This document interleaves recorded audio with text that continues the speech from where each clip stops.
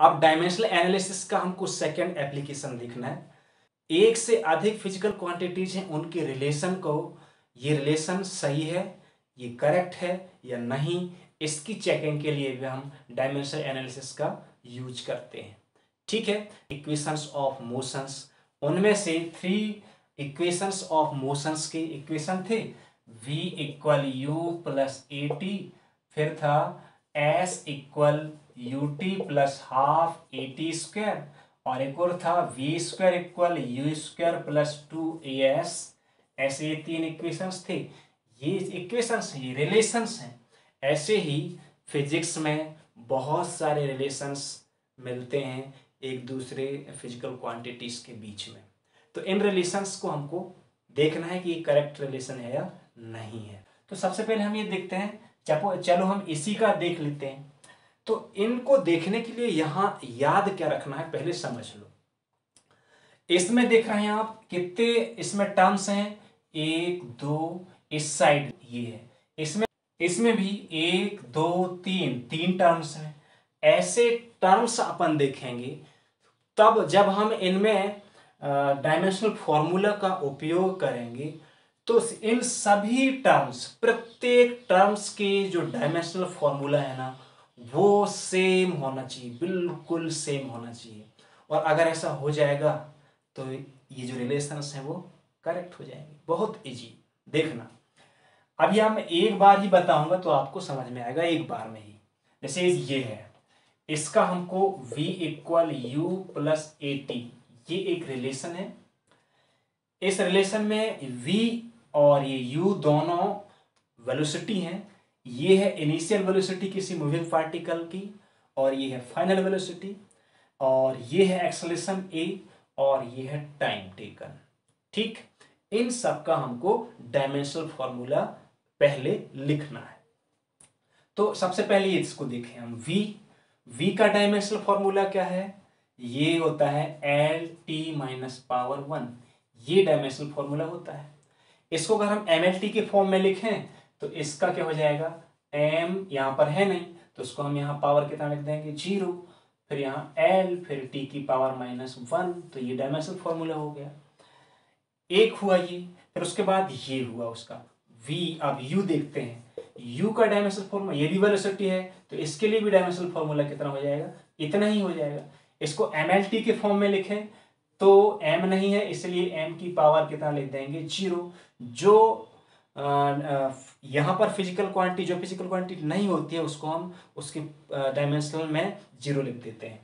अब उसके बाद l तो है, फिर t की पावर -1 भी है, ये डायमेंशनल फॉर्मूला हो गया।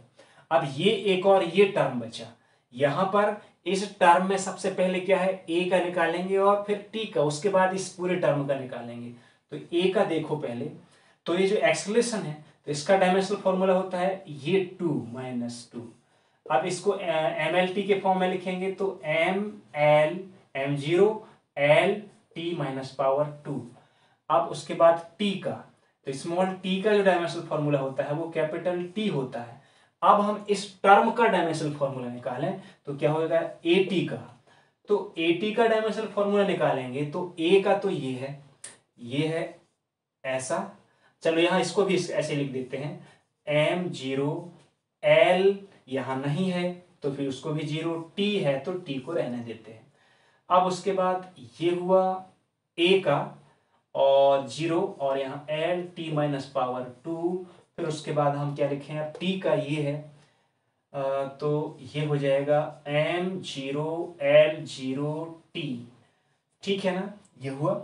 अब एक साथ लिखेंगे हम, तो एक साथ लिखेंगे तो यहाँ मल्टीप्लेशन हो रहा है, मीन्स इन सब का मल्टीप्लाई हो रहा है। तो सेम जो फिजिकल क्वांटिटीज हैं उनका सिंबल, उनके ऊपर जो पावर है वो ऐड होगा। जैसे m और m है तो m का पावर ऐड हो जाएगा, तो m का पावर यहाँ 0 और यहाँ पर भी 0 तो 0। फिर उसके बाद l की पावर यहाँ 1 और यहाँ 0 तो क्या हो जाएगा 1, 1 + 0 1। अब t की पावर देखें, t यहां पर पावर -2 और यहां पर पावर 1, कुछ नहीं है तो वहां 1 है, तो -2 + 1 कितना हो जाएगा, -1 हो जाएगा, तो t की पावर -1 हो गया। अब आप देख रहे हैं ये जो इक्वेशन है इसमें एक टर्म ये है, मतलब इस साइड लेफ्ट हैंड साइड ये है, आप देख रहे हैं ये है इसका डायमेंशनल फॉर्मूला। उसके बाद राइट हैंड साइड का एक टर्म ये है, तो उस टर्म का भी देख रहे हैं, ये दोनों बिल्कुल सेम है डायमेंशनल फॉर्मूला।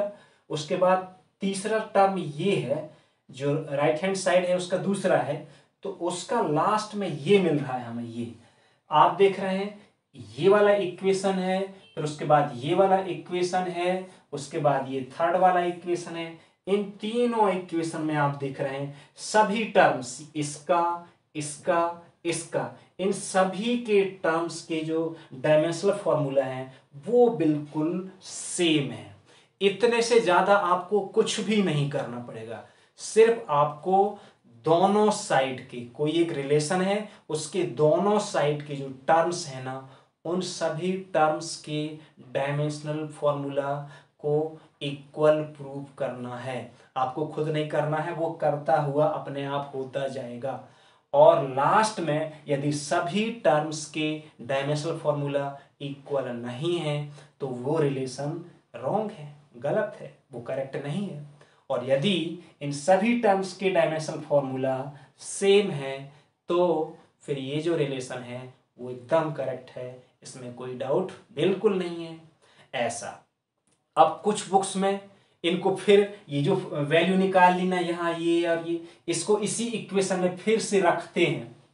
इसमें रखने की आवश्यकता बिल्कुल नहीं है, इसकी डेफिनेशन ही है कि जो रिलेशन है उसके राइट हैंड के जितने भी टर्म्स हैं उन सभी टर्म्स के डायमेंशनल फॉर्मूला इक्वल होना चाहिए, और उसके लेफ्ट हैंड साइड के जितने टर्म्स हैं उन सभी टर्म्स के डायमेंशनल फॉर्मूले इक्वल होना चाहिए।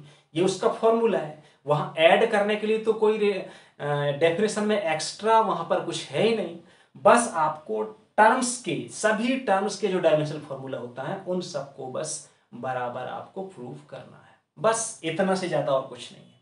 जैसे अगर हमको इसको करना चाहे तो इसका भी कर सकते हैं, इसका डायमेंशनल फॉर्मूला फाइंड करेंगे तो ये एस है, ये एस क्या है, डिस्प्लेसमेंट, और डिस्प्लेसमेंट का डायमेंशनल फॉर्मूला होता है एल ओनली, लेंथ का जैसा होता है वैसे ही।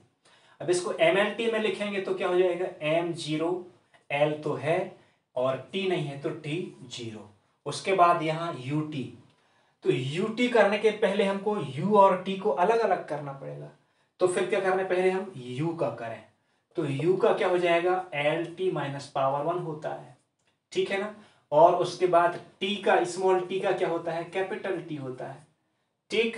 अब इनकी वैल्यू हम रखेंगे तो यहाँ यू टी का फाइंड कर लें, तो अब यू टी का क्या हो जाएगा, L T minus power one, और यहाँ टी, इनको जब हम सॉल्व करेंगे तो ये हो जाएगा एल, यहाँ एल नहीं है इसलिए ये बस एल, और दोनों जगह टी है तो टी, देखो यहाँ पर माइनस वन है और इसमें पावर वन है प्लस वन, तो दोनों के minus one plus one equal zero, तो टी की क्या हो जाएगा यहाँ पर जीरो, ये हो गया। अब इसको एनएलटी के फॉर्म में लिखें तो यूटी का जो डायमेंशनल फॉर्मूला होगा वो M zero L T zero हो गया।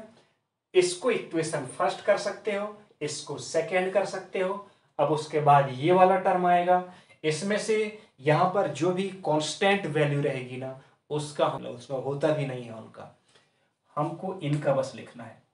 तो इसको लिखने के लिए ए का लिखना पड़ेगा, टी का तो पहले लिख चुके हैं इसलिए ए का और लिख लेते हैं। तो ए का कितना होता है, ए का डायमेंशनल फॉर्मूला होता है L T minus power two होता है। तो फिर यहां ए और टी और वहां स्क्वायर है तो ये होगा।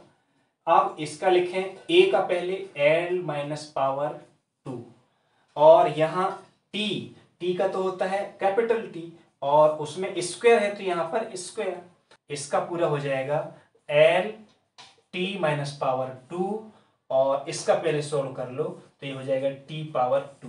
अब आगे सोल्व कर दो तो ये एल एक ही जगह है, टी दोनों जगह है, पर यहां माइनस टू यहां प्लस टू, तो इसका क्या होगा जीरो।